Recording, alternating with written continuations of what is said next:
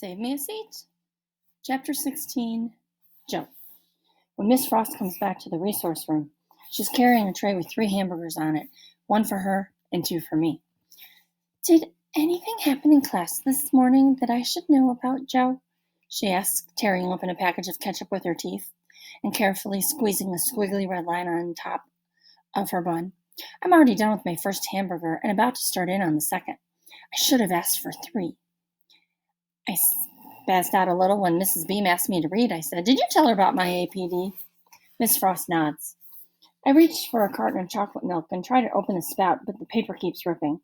Miss Frost takes it from me and uses her fingernail to pull open the milk, then hands it back to me. I was wondering if anything happened with Ravi in class this morning, she says. It's Ravi, I say. And Dylan tripped him right after he did some crazy-looking math problem on the board. Is that what you mean? He seems to think you were the one who tripped him. I shake my head. I guess maybe he's not as smart as he thinks he is, I say.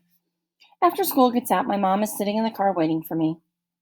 We go through the same routine as the day before. She tries to convince me to let her give me a ride home, and I tell her I'd rather walk. I walk to school in the morning, too. I don't get mad that often, but when I do, I stay mad for a while. I have a couple of bucks in my pocket, so I stop at the mini mart on the corner to buy a snack. I had been planning to get a bagel and cream cheese, but instead I decide to buy a king-size bag of peanut M&Ms. Ever since I saw Ravi take that double blue one out of the bowl, it's been bugging me that I didn't find it first. I pay for the M&Ms and rip open the pack. Out of the 22, there are 5 blues, but no doubles. I eat them slowly, sucking off the layers, trying to make them last the whole way home. When I finally walk to the door, Mimi comes running. She rolls over on her back and I give her a good belly scratch. Mom's out in the kitchen, and from the smell of things, I'm pretty sure she's making pork roast and scalloped potatoes. It's going to be hard to stay mad at her if she keeps this up. Joey? Mom calls. Is that you? Yeah, I call back. She comes out of the kitchen drying her hands on a dish towel. Hungry? She asks. My head tells me to go upstairs, but my stomach tells me there's pork roast and scalloped potatoes. Then there might be apple crisp, too. I'm starving, I say. Dinner won't be ready for another hour, but I just took a crisp out of the oven. You want some? Boy, do I. But between last night with the meatloaf and now this, I don't want her to think I'm a pushover. I'm still mad at you. I know, she says. I follow her into the kitchen where she dishes up a big bowl of warm apple crisp. Ice cream? She asks. I nod, and she puts a scoop of vanilla on top of the crisp. Perfect. I take a bite and close my eyes, letting the taste explode in my mouth like fireworks. Are you ever going to forgive me? She asks. Eventually, I tell her. She gets busy washing lettuce. I'm glad she doesn't ask me about my day. I keep thinking about what Ravi said, and the way he pointed his finger at me. Even apple crisp can't take the edge off of that. More? Asks Mom. No thanks, I say, handing her the empty bowl. I'm good. That's the end of the chapter, and now we are moving into Wednesday chili. Chapter 17. Ravi. When Amma comes in to wake me, she has red chilies and salt in her hands. Sit still, Ravi, she says. I'm going to take away the kandrishti, the curse of the evil eye. Even though I haven't said a word to her about how badly things have been going for me at Albert Einstein Elementary School, somehow my mother has figured it out. The kandrishti is what's causing your problems, Raha. I am sure of it, she tells me. I tried to hide my feelings yesterday when I returned home from school. Amma and Parima picked me up at the bus stop, bombarding me with a million questions as usual. Did you show your Vedic math? Was Mrs. Beam impressed? Did she comment on how nice your notebooks looked? Did you enjoy your vegetable biryani? Leave me alone, I begged them. That was my mistake. For the rest of the afternoon, Amma and Parima chased me around the house, offering me food and drink, hoping to pry some information out of me. What's wrong, Ravi? Amma kept asking. Has something happened? Parima even threatened to email Mrs. Beam if I didn't tell her what was bothering me. There was no way I could tell them I had been laughed at, disrespected, tripped, ridiculed, and forced to eat my lunch in the resource room with the very person who had tripped me. Amma would have been heartbroken, so I faked a stomachache and went to bed early. Amma clutches the salt and chilies tightly with both her palms and slowly circles around me 3 times clockwise, then runs downstairs and throws the potion on a hot skillet. There is a loud crackling sound, and the smell of burnt chilies fills the air. I knew it! I hear Parima cry. See how they crackle? I knew! Didn't I tell you things would be difficult for us in America? People are jealous. That is what it is. Jealous of our Ravi and his super intelligence. If only she knew what they really think of me at school. I get dressed and go downstairs where Amma has made 2 soft idealies for my breakfast. Wait! First take this, said Parima, shoving a spoonful of pink medicine into my mouth. It tastes horrible, but it is my own fault for having faked a stomachache. Everything is going to be okay, Ravi, Amma says. I've baked some naan khatis, my favorite cookies. The flavor is off, sniffs Parima, tasting a crumb and wrinkling her nose. You put in too much rose water, Roshni. Amma sighs. I can tell she is biting her tongue. You'll see, Ravi, she says as she carefully places the last crumbly round cookie in the box. Mrs. Beam will be impressed. The naan khatis are for Mrs. Beam? I ask, surprised. I know just how to win teachers over, Amma says confidently. Offer her the cookies to her first thing this morning. You'll see how things improve after that. Appa comes in carrying his briefcase. Listen to your Amma, he tells me. Remember, she has the black tongue. Amma has a birthmark on her tongue.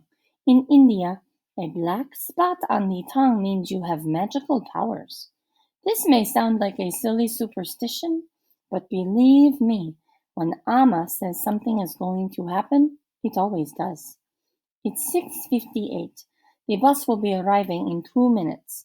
Amma puts on her favorite blue sweater, picks up her sari pleats, hoists them just above her ankles, and tucks them in her waist. Slipping her bare feet into a pair of rubber sandals, she rushes towards the door, but Appa stops her. Let him go by himself, Roshni, he says. He's 10 years old. Purippa is sitting on the sofa, dipping his biscuit in his morning tea. Parima hands me my tiffin box and my jacket. Don't forget to tell Mrs. Beam the naan khatis are homemade, my mother calls after me. And remember to eat your lunch. I made a nice curry with okra and chickpeas, raita, and a flask of buttermilk too. Good for your digestion. 2 boys from my class are sitting in the front row of seats from my bus. One of them is Keith Campbell, and the other is named Tim or Jim. I'm not sure which. They nod to me, and I nod back. I wish that Dylan Samreen rode my bus. Pramad and I used to ride together and crack jokes the whole way to school. I find a seat near the back of the bus and sit down, carefully balancing the box of cookies on my lap. All the way to school I stare out the window, wondering if my mother will be right. Will the Khandristi healing and the homemade naan khatis out to turn things around for me? When we arrive at Albert Einstein Elementary School, I look at the American flag flying on top of the silver pole. I think about my own flag with its blue spinning wheel at the center. Each of the 24 spokes represents a virtue. Mrs. Arun had a list of them written on her wall, and she made us memorize them in order. I think about number 2 on the list, courage, number 13, righteousness, and number 14, justice. Be proud of who you are I hear Purima's voice say in my head, "Remember where you come from." I take a deep breath, straighten my back, and step off the bus.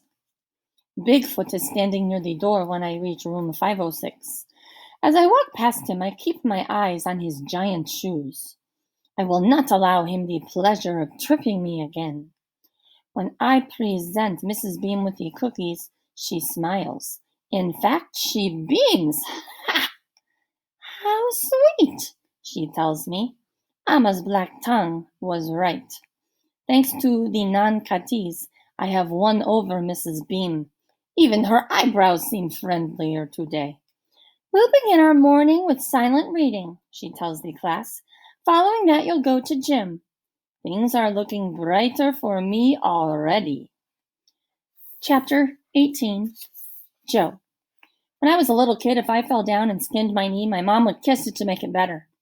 I thought it was magic, but I'm not a little kid anymore, and I don't believe in magic anymore. I decided to let my mom drive me to school, but we don't talk. At least I don't. Dad won't be getting in until late tonight, she tells me. You won't see him till tomorrow morning. I'm not in any hurry. Not that I don't miss my dad when he's on the road. I do. Sometimes we watch sports together and act like guys, burping and scratching and stuff. But it's been a while since we did that. Mom still hasn't said anything, but I'm positive I'm right about the reason he's coming home early. I know the drill. She's going to make us have a family meeting. I'll sit there saying nothing. My dad will tell me to man up, and when it's finally over, nothing will have changed. Mom will still be the lunch monitor. Dylan Samreen will still be giving me a hard time about it, and 5th grade will still suck as much as it did before. Hey, Pud, not Putty, Dylan says as I walk into room 506. He's standing by the door like he's been waiting for me. Lucy Mulligan giggles, which pretty much guarantees that the dumb joke will be following me around for a while. The funny thing about Lucy is that she and I used to be friends. We went to the same nursery school when we were little, and sometimes after school we'd play together. She even had a sleepover at my house once when her mom and dad had to go out of town for a funeral. She wet the bed and cried. My mother put the dirty sheets in the washing machine, and Lucy made me promise I wouldn't tell anybody at school, and I never did. Dylan is about to say something else, but then his dark eyes shift to the left, and there's that evil sparkle I know so well. I turn around to see what he's looking at. Ravi has just arrived with his green backpack and iron blue jeans. For some reason, he's looking especially shrimpy today. His shoulders only come up to my belly button, which means I can actually look down and see the top of his head. He is wearing the whitest sneakers I have ever seen in my life, and he's holding a square metal box with flowers painted on it. What's in the box? Dylan asks. Cookies, he says, for Mrs. Bean. I look at Ravi in his weird flat clothes, holding his flowery little box of cookies, and wonder if he realizes he's a zebra. Boys and girls, please take your seats, Mrs. Beam calls from the front of the room. Ravi walks up to her and hands her the box. My mother has asked me to bring these to you, he says. They're Indian cookies. How sweet! Indian cookies? Ravi nods. Homemade, he says. When Ravi isn't looking, Dylan puts his finger down his throat and makes a gagging sound. Lucy Mulligan giggles. Sometimes I wish they'd just run off together and get married and put us all out of our misery. Please tell your mother thank you for the cookies, Ravi, says Mrs. Beam. I'll be sure to enjoy one tonight at home after dinner. Ravi turns and starts walking back to his desk. He looks happy, but I notice he's staring at his feet. He probably thinks I'm going to try to trip him. I wonder if he thinks I'm the one who swiped his mechanical pencils, too. After she finishes taking roll call, Mrs. Beam tells us to do silent reading until it's time to go to gym. I pull out my book and turn to the place where I left off reading last night. I've only got a few more chapters to go, and I want to know how the story turns out. Dylan asks if he can go get a drink of water, and I can tell he's up to something. Sure enough, on the way back he tosses a folded up piece of paper on my desk. I open it up and there's a drawing of a bunch of people. Almost everyone is wearing a t-shirt that says I'm with stupid on it, and under that arrow pointing to the left, there are only two exceptions. One is a really tall boy wearing giant shoes that look like boats. I'm stupid, it says on the shirt. Next to him is a woman in a striped apron holding a dirty diaper with a bunch of flies buzzing around it. Her shirt says, "I'm Stupid's mommy." Another day off to a sucky start. Chapter 19. Ravi. My day is getting better by the minute. First, Mrs. Beam had liked Binan Katis, then she was impressed when she noticed how far I had read ahead in Bud Not Buddy. Now it is time for gym class. I was junior school sports captain at Vidya Mandir last year, even though I was only in 4th grade. If American gym is anything like PE in India, then my troubles will soon be over. I looked down at my clean white shoes. Das sir, my PE teacher in Vidya Mandir would be pleased. Every day before school, he would line us up and check our shoes. They must be pure white, he insisted. Thanks to Amma and her polishing skills, mine were always white as snow. Dasser would sit in the shade of his favorite neem tree and tell us to start with some drills, stretching exercises, jumping jacks, and one round of running. I always finished first, Pramad a close second, and Ramaswamy, the poor sod, came dead last every time. He was slow not only in reading, but at everything else as well, including running. Dasser had no patience for him. Ramaswamy had such a big belly that when he tried to touch his toes, he would bend his knees, and Dasser would give him a whack with a neem twig. We all laughed our heads off when he howled. After the drills before we played cricket, Dasser would send Ramaswamy off with the girls to play throw ball or tennis or coco. The gym teacher at Albert Einstein Elementary School is called Coach Victorine. He has a funny nose and no mustache, but he dresses exactly like Mr. Das, white shirt and black tracksuit bottoms. I am looking forward to impressing him and everyone else with my skills. Coach Victorine leads us out into a large grass field behind the school. He has a canvas bag containing several metal bats and some large yellow balls. I've never played American baseball, but I imagine it's a lot like cricket. I feel a bit nervous, but how hard can it be? I expect we will begin with some drills and running, but instead Coach Victorine chooses Dylan and a girl named Jasleen to be captains and tells them to pick teams. Do the girls play too? I ask the boy standing next to me. He's the one who rides my bus, whose name is Tim or Jim. Yep, he says. Playing against girls is going to be easy peasy. Jasleen picks first. She chooses a girl called Amy. I wave at Dylan to get his attention, then point to myself. I was first batsman at Vidya Mandir, I call out. I want him to know I won't let him down if he picks me. He chooses a boy named Robert first. I was sure he would pick me first, but I remind myself that Dylan doesn't know anything about my athletic abilities or that I was a champion cricketer. It's Jasleen's turn to pick first. Next, I'll take you, she says.